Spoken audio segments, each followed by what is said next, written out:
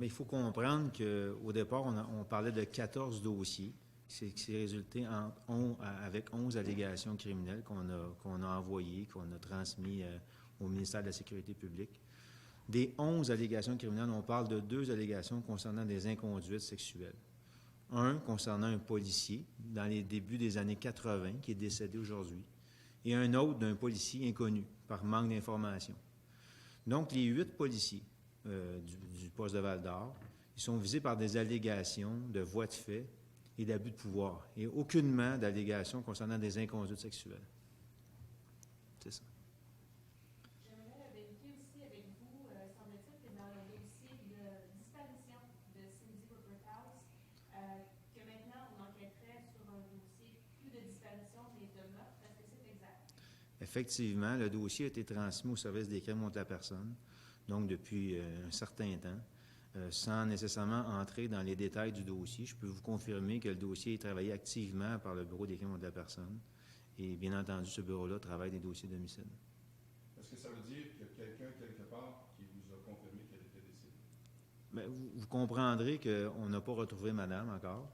Vous comprendrez, lorsqu'on parle de dossier de disparition, on peut parler de disparition avec risque pour la vie. Donc, dans la probabilité que cette personne soit décédée, je vous réponds que oui. Mais c'est toujours traité d'une façon, d'une disparition avec un risque pour la vie. Mais pour nous, le dossier est transféré dans un bureau où on travaille des dossiers d'homicide. Alors, vous pouvez en faire une conclusion par rapport à notre orientation dans ce dossier-là.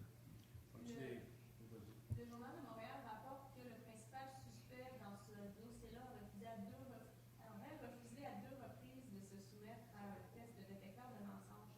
Est-ce que c'est exact?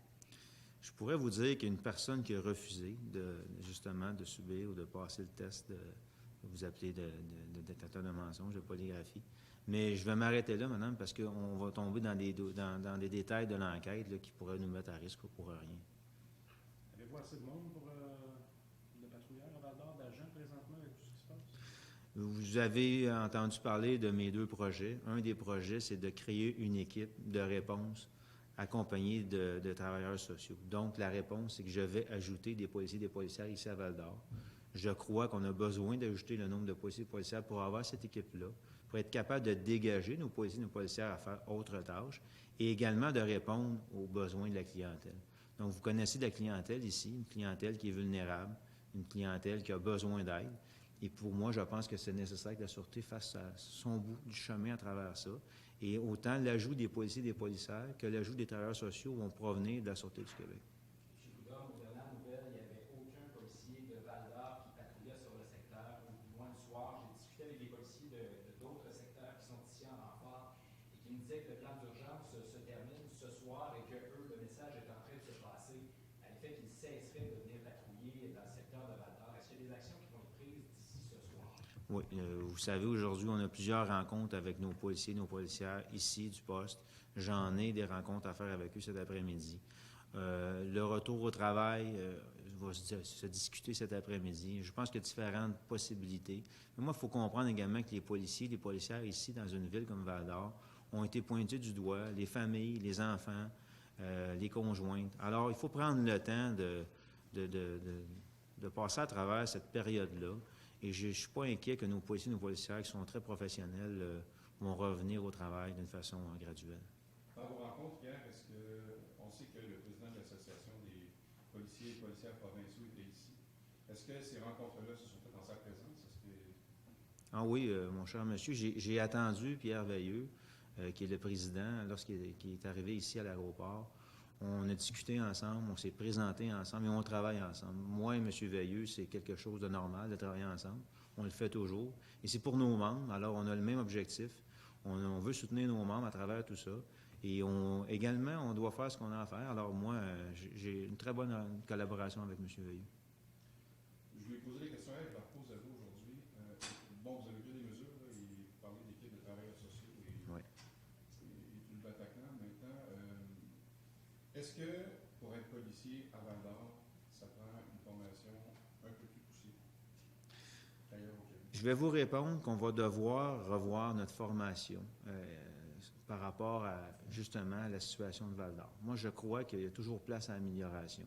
Il y a des situations qui sont différentes d'un endroit à l'autre. Et c'est la particularité de la Sûreté du Québec, donc un peu partout au Québec, avec différentes situations. On est depuis quelques années dans le milieu urbain, on n'est pas juste dans le milieu rural. Alors effectivement, moi je crois qu'avoir une équipe de réponse mieux formée par rapport à la situation du centre-ville, je pense que ça peut juste aider les choses. Mais nos policiers, nos policières de Val-d'Or sont professionnels, ont la bonne formation. C'est des policiers qui ont une bonne réputation. Alors, mais ceci dit, je pense qu'il y a toujours place à amélioration. Val-d'Or est déchiré comme jamais, là, les gros policiers et les gros autochtones d'un bord. Craignez-vous un événement déplorable ou quelque chose? Avez-vous peur qu'il se passe quelque chose dans la ville? J'ai pas peur, mais je suis préoccupé par la situation. Honnêtement, je veux m'assurer qu'on va faire face à la situation correctement.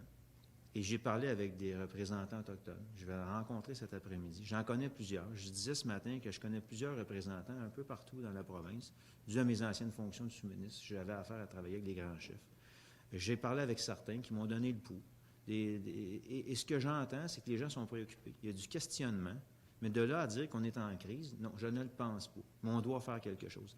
Et le côté positif à ça, c'est que les gens sont en mode solution. Autant du côté autochtone, de la communauté. J'ai parlé à Mme Cloutier, j'ai parlé avec nos policiers, nos policières. Les gens, on est en mode solution. Normalement, en mode solution, on réussit à trouver des solutions. Alors pour moi, c'est positif de le voir de cet angle-là. Alors j'espère qu'on ne se rendra pas à une situation puis aggraver la situation qu'on a présentement. J'aimerais, si vous permettez, connaître un peu l'état de vos policiers, parce que l'Association des policiers provinciaux, hier, nous a dit qu'ils étaient en colère, qu'ils ne comprenaient pas la diffusion, entre autres, des éléments qui étaient dans le reportage d'enquête. Vous les avez vus aussi hier. Qu'est-ce que vous avez pu constater? Moi, je les ai rencontrés. On a eu une longue rencontre de 2 heures avec plusieurs questions. J'ai rencontré le groupe, j'ai rencontré des conjoints. Et le questionnement à travers ça, il y a de l'émotion. Vous le savez, ici, c'est un petit milieu. Des gens se font rapidement pointer du doigt, des policiers, des policières, des enfants qui se font pointer du doigt, leurs enfants. Alors, il y a beaucoup de questionnements, de préoccupations, de l'avenir, des décisions que je vais prendre. J'ai annoncé les 2 projets pilotes et je pense que ça a été bien accueilli. J'ai également expliqué à mes gens que j'étais pour vous rencontrer, pour ramener les faits et vous expliquer un peu ce qu'en était plus précisément. Alors, je pense que ça a fait quand même la différence. Et je leur ai dit que je les comprenais. Moi, je comprends la situation d'un côté comme de l'autre. Il y a de l'émotion, les gens ont du questionnement, il faut être capable d'être patient et de leur parler. Mais moi, je suis convaincu que ça va rentrer dans l'ordre assez rapidement et je ne suis pas inquiet de ce côté-là, de nos policiers et de nos policières. Donc, en ce qui concerne les policiers qui ne sont pas entrés travailler cette fin de semaine, Oui. hier et aujourd'hui aussi, si je comprends bien, Oui, dans le fond, il n'y a pas personne de Val-d'Or qui accepte. effectivement. On essaie de les convaincre de travailler demain.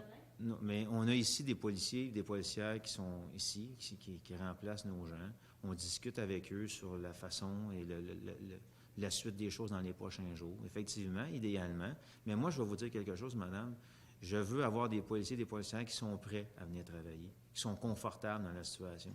Alors, on est capable de les soutenir, on est capable de leur expliquer, on est capable de leur laisser du temps. Alors, c'est important. Alors, pour moi, c'est une façon de travailler avec eux et je ne suis pas inquiet par rapport à ça. J'ai des bonnes discussions avec eux. Je vais les rencontrer cet après-midi.